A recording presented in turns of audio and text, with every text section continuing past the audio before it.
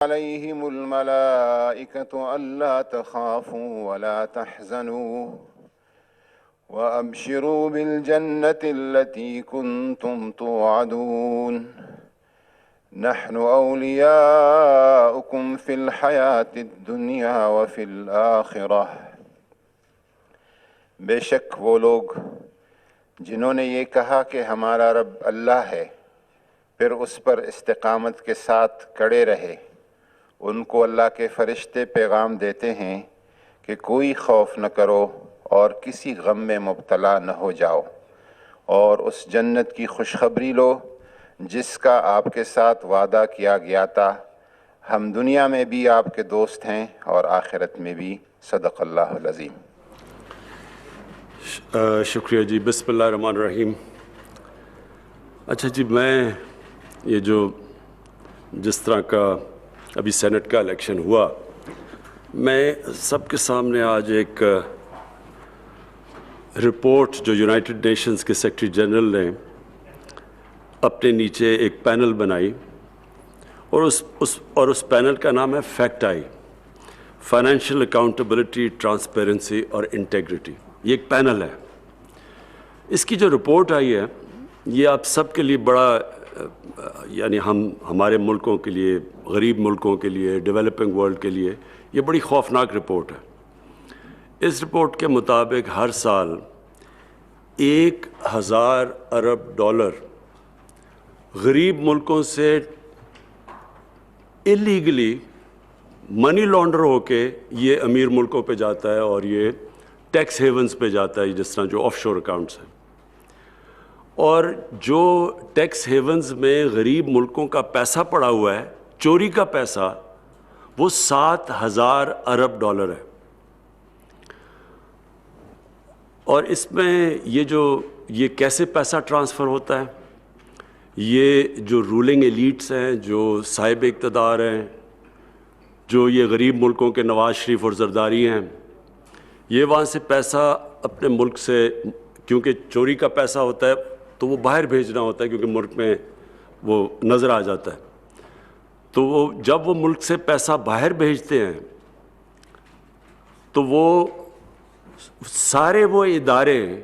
جو اداروں کو چیک کرنا چاہیے یہ چیزیں منی لانڈرنگ کی اور یہ جو السٹ فائنینشیل فلوز ہیں، وہ سارے اداروں کو پہلے وہ کمزور کرتے ہیں۔ جتنے بھی ادارے چیک کرتے ہیں منی لانڈرنگ، یہ ساری ان غریب ملکوں کا جدھر سے پیسہ چوری ہو کے باہر جا رہا ہے، تو وہ سارے ادارے کمزور کرتے ہیں۔ پروجیکٹس ایسے لے کے آتے ہیں، وہ اس لیے نہیں کہ ملک کی ضرورت ہوتی ہے، اس لیے کہ ان میں بڑی کک بیکس ہوتی ہیں، تو mega projects with mega kickbacks, وہ پروجیکٹس اور وہ کک بیک ساری باہر لے جاتے ہیں، لوگوں کو مقروض کر دیتے ہیں، عوام قرضے میں چلی جاتی ہے، وہ قرضے کی قیمت عوام مہنگائی کے ذریعے پھر وہ ادا کرتی ہے۔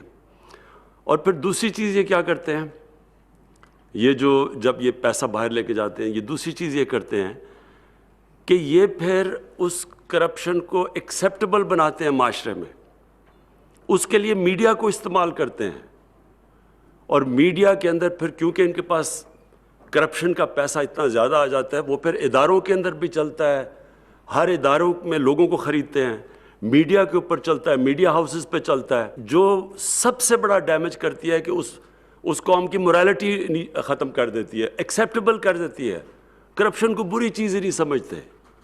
پھر ایسے فریزز آ جاتے ہیں کہ جی اگر کھاتا ہے تو لگاتا بھی ہے، اور یا ایک زرداری سب پہ بھاری، کہ ایک آدمی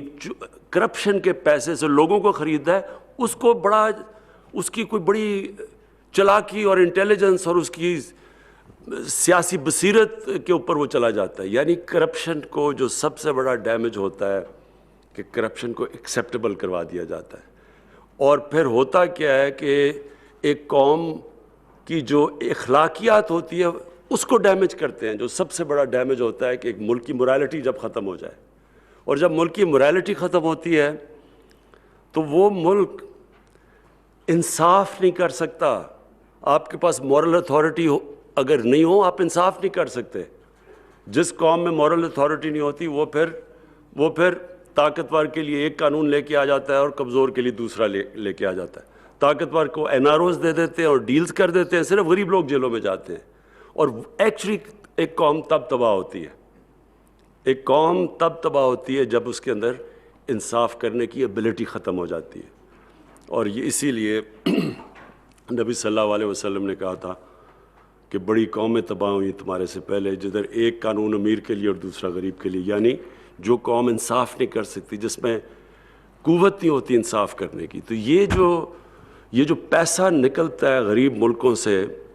یہ نکلتا ہی اس لیے ہے کہ یہ سارے جو چیکس اور بیلنسز ختم کرتے ہیں, morality ایک قوم کی ختم کرتے ہیں,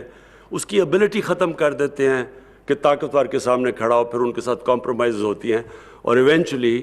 یہ ایک قوم اوپر نیچے جاتی ہے. تو جرمنی تباہ ہو گئی تھی سیکنڈ ورلڈ وار میں, جاپان 2 ایٹم بمز ایک ملک کے اوپر گرے اور وہ اس کا کیا حال تھا, دونوں کھڑے ہو گئے پھر سے. تو قوم کھڑی ہو جاتی ہے, لیکن جب اس کی morality ختم ہوتی ہے, اور یہ سب سے بڑا یہ جو ایلیٹس کرتے ہیں, یہ جو ایک ملک میں